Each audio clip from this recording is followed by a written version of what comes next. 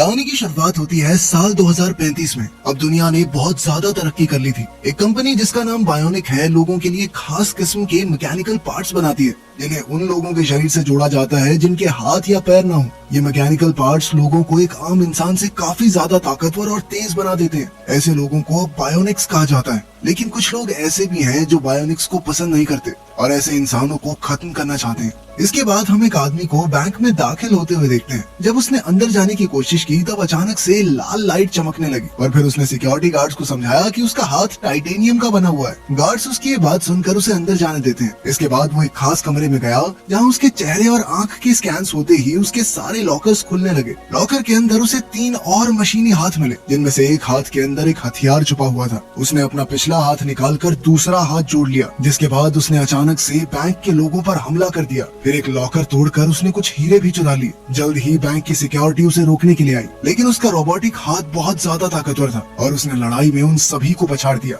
हालांकि इस झपट में वो भी जख्मी हो गया और उसने मौका देखकर वहाँ से भागने की कोशिश की। पकड़े जाने से बचने के लिए वो एक औरत को बंदी बना लेता है जिसे मारने की धमकी देकर वो आखिरकार बैंक से भाग निकला। बैंक से बचकर निकलने के बाद वो आदमी अपने भाई हेतौर से मिला। वो पूरी तरह से घायल था और कहने लगा कि वो आगे नहीं बढ़ सकता। वो समझ चुका था कि अब वो कुछ ही देर का मेहमान है। उसने चुराए हुए हीरे हेतौर को दिए और जल्दी से वहाँ से निकल जाने को कहा। पुलिस करीब पहुँच रही थी, इसलिए हेतौर को वहाँ से जल्दी से निकलना पड़ा। मजबूरी में वो अपने भाई की लाश वहीं छोड़ देता है। इसी बीच पुलिस उस जगह पहुंची जहां उस आदमी की लाश पड़ी थी। पता चला कि वो एटलेटा नाम का एक बॉक्सर था। जब बायोनिक क्रांति की शुरुआत हुई तो उसका करियर बर्बाद हो गया। अब एक महंगा बायोनिक हाथ पाने के लिए उसने झूठा एक्सपेरिमेंट रचा ताकि उसका दायां हाथ हटाकर एक रोबोटिक हाथ मिल जाए, लेकिन वो पकड़ा गया और सरकार ने उसकी डिमांड डिसमिस कर दी। दरअसल बायोनिक हाथ पैर चलाने के लिए NIM नाम की एक खास चिप की जरूरत थी जिसे इंसान के शरीर में लगाना पड़ता था। एटलेटा ने एक मरे हुए अपाहिज खिलाड़ी के शरीर से वो NIM चिप हासिल कर ली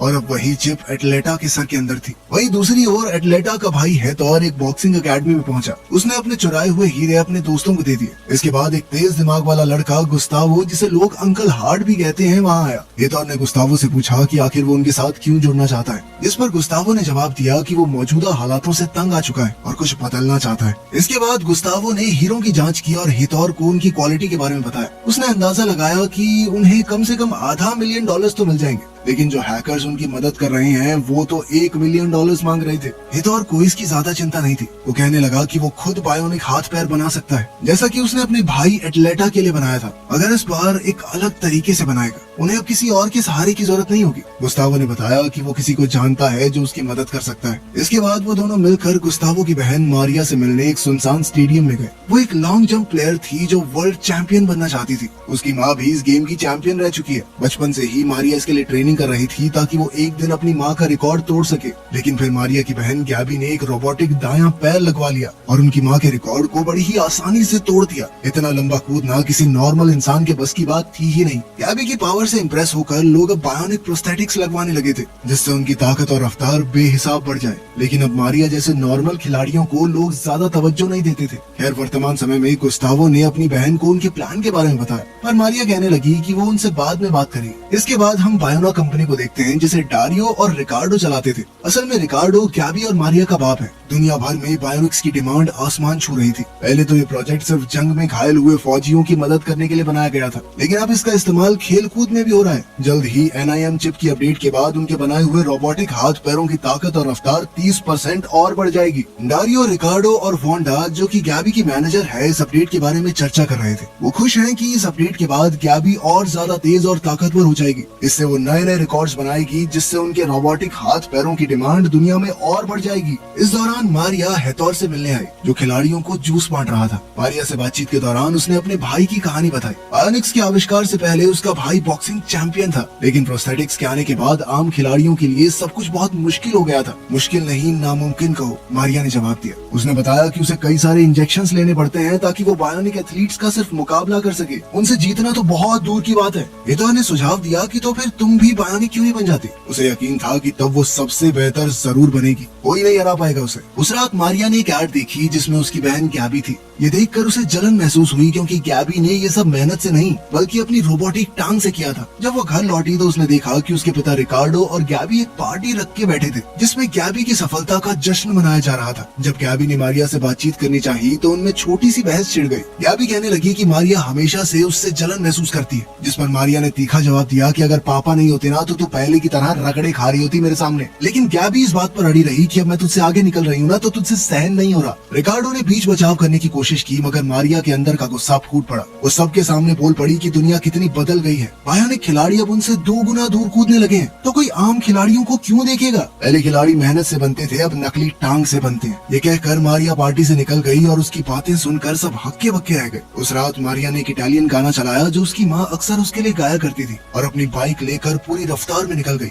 अचानक उसका एक्सीडेंट हो गया, जिसके बाद उसे अस्पताल ले जाया गया। उसकी आंखों के सामने अंधेरा छाने लगा। जब वो होश में आई तो उसने देखा कि हेतौर सामने खड़ा था और उसके परिवार के लोग उसके इर्द गिर्द मौजूद थे। जब उसे पता चला कि उसका दायां पैर काट दिया गया है तो मारिया फूट फूट कर रोने लगी। डॉक्टर्स ने उसे एक इंजेक्शन देकर जैसे तैसे शांत किया। इसी बीच पुलिस वाले हेतौर और उसके लोगों की जांच कर रहे हैं, क्योंकि उन पर शक था कि वो लोग खिलाड़ियों को बायोनिक बनाने के लिए जानबूझकर उनके हाथ पैर कटवाते हैं। जल्द ही मारिया को हेतौर का मैसेज मिला, जिसमें उसने पूछा था कि मेरा भेजा हुआ गिफ्ट मिला या नहीं। इस बीच मारिया थोड़ा लड़खड़ा गई तो गैबी ने उसे सहारा दिया और बिना क्रच के चलने के लिए उत्साहित किया। मारिया एक बार को तो गिर गई, पर हिम्मत करके फिर से खड़ी हो गई। फिर गैबी ने उसे हेतौर का दिया हुआ गिफ्ट पकड़ा, जिसमें गुड़िया थी जिसकी एक टांग पर बायोनिक प्रोस्थेटिक्स लगे हुए थे। ये एक इशारा था कि हेतौर मारिया को बायोनिक प्रोस्थेटिक्स देना चाहता है, जिसे देखकर वो खुश हो गई। जल्द ही वो NIM चिप मारिया के सर में लगा दी गई। डॉक्टर डारियो ने खुद उसका इलाज किया और सब कुछ एकदम बढ़िया तरीके से हुआ। इसके बाद मारिया को एक नया मशीनी पैर लगाया गया। मारिया खुशी से झूम उठी, क्योंकि अब वो सब कुछ दोबारा से कर सकती थी जो वो पहले करती थी,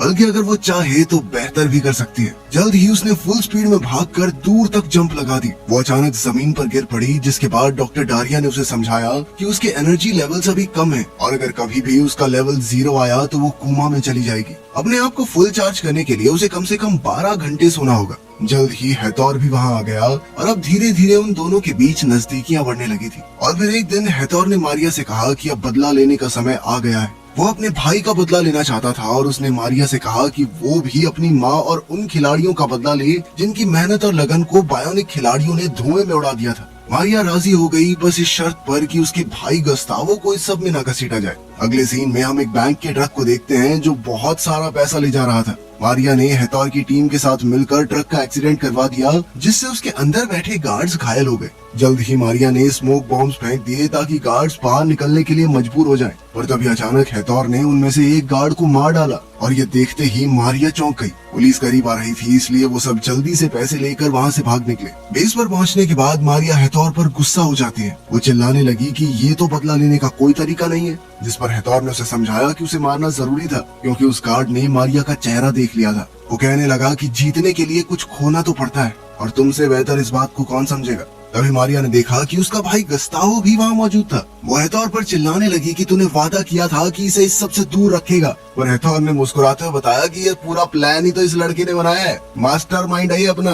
अब उन्होंने हैकर्स को देने के लिए पूरा पैसा इकट्ठा कर लिया था ताकि उन्हें NIM चिप्स की अगली डिलीवरी के बारे में पहले से पता चल जाए। उनका प्लान अब उन 10 एथलीट्स पर हमला करने का था जो अगले कुछ समय में बायोनिक बनने वाले हैं। अब मारिया को ये सब ठीक नहीं लग रहा था और वो गस्तावो को लेकर वहाँ से निकलना चाहती थी, लेकिन गस्तावो कहने लगा कि ये तो सिर्फ शुरुआत है और वो तो यहीं रहकर इस सिस्टम से लड़ना चाहता है। उसकी ये बातें सुनकर मारिया वहाँ से चली गई। जल्द ही पुलिस ट्रक वाली जगह पर पहुंची और बचे हुए गार्ड से पूछताछ के दौरान उन्हें पता चला कि हमलावरों में से एक के पास बायोनिक पैर था। इससे पुलिस को शक हो गया कि शायद मारिया भी सब में शामिल है, लेकिन लेडी ऑफिसर अब भी यही सोच रही थी कि हमलावर कैमरा के सामने आने का रिस्क क्यों लेंगे। इसके बाद उन्होंने मारिया के एक्सीडेंट की फुटेज एक बार फिर से चेक की। इधर मारिया सोच में पड़ी हुई थी कि आखिर उसकी जिंदगी में ये सब क्या चल रहा है। अगली सुबह उसकी बहन गैबी उसके पास आई और उसके बायोनिक पैर को देखकर पूछा कि सब सही है ना। तभी उनके पिता रिकार्डो वहाँ आकर कहने लगे कि इस बार के कंपटीशन में उनके घर से 2 बायोनिक एथलीट्स हिस्सा लेंगे, मारिया और गैबी। उन्होंने बताया कि बायोना कंपनी मारिया को स्पॉन्सर करने के लिए तैयार है। ये सुनकर मारिया तो बहुत खुश हुई, पर गैबी इतनी खुश नहीं दिख रही थी। दूसरी तरफ स्टेडियम में एक पुलिस वाला गुस्तावो से बात करने आया और उसके हाथ पर हेतौर का टैटू देखकर वो चौंक गया। वहीं दूसरी ओर मारिया और गैबी के बीच ट्रेनिंग के दौरान तनाव और बढ़ने लगा। पुलिस वाले ने बीच में आने की कोशिश की, पर मारिया ने अपने बायोनिक पैर से उस पर वार करके उसे जमीन पर गिरा दिया। इसके बाद उन्होंने ऑफिसर से पूछा कि क्या उन्होंने उसका एक्सीडेंट करके भागने वाले इंसान को पकड़ लिया, और ऑफिसर ने कहा नहीं। फिर गुस्से में मारिया उसे अपना काम ढंग से करने की हिदायत देकर वहाँ से चली गई। जल्द ही उस पुलिस वाले ने रिकार्डो के परिवार से बात की। ऑफिसर ने बताया कि मारिया का एक्सीडेंट करने वाली गाड़ी तो गायब हो चुकी है, लेकिन उस गाड़ी का नंबर एक ऐसे आदमी के नाम पर रजिस्टर्ड है जो जिंदा तो है ही, और उसने हादसे से पहले ही पुलिस को फोन करके इस बारे में बता दिया था। लेकिन जैसे ही उसने हेतौर के बारे में बातचीत शुरू की तो गुस्तावो ने चिढ़कर ऑफिसर से कहा कि हेतौर को इस सब में बिना बात घसीटने की कोशिश ना करे तो बढ़िया है। अगले दिन गुस्तावो ने हेतौर को बताया कि पुलिस अब मारिया पर नजर रखे हुए है। गैबी जो उनकी बातों को छुपकर सुन रही थी, वो इस बारे में और जानकारी इकट्ठा करने की कोशिश करने लगी। जब उसने पुलिस को की गई कॉल रिकॉर्डिंग सुनी तो उसमें उसकी माँ का वो खास इटालियन गाना बैकग्राउंड में चल रहा था। पुलिस वाले ने बताया था कि कॉल एक्सीडेंट से पहले ही कर दी गई थी, जिसका मतलब ये था कि मारिया पहले से अपना एक्सीडेंट करने वाले इंसान से मिली हुई थी। गैबी समझ गई कि मारिया ने इस हादसे को जानबूझकर करवाया ताकि वो भी बायोनिक बन सके। खैर, कंपटीशन वाले दिन गैबी ने 16.7 मीटर का एक नया रिकॉर्ड बना दिया। फिर मारिया ने छलांग लगाई और उससे भी बड़ा रिकॉर्ड बना दिया।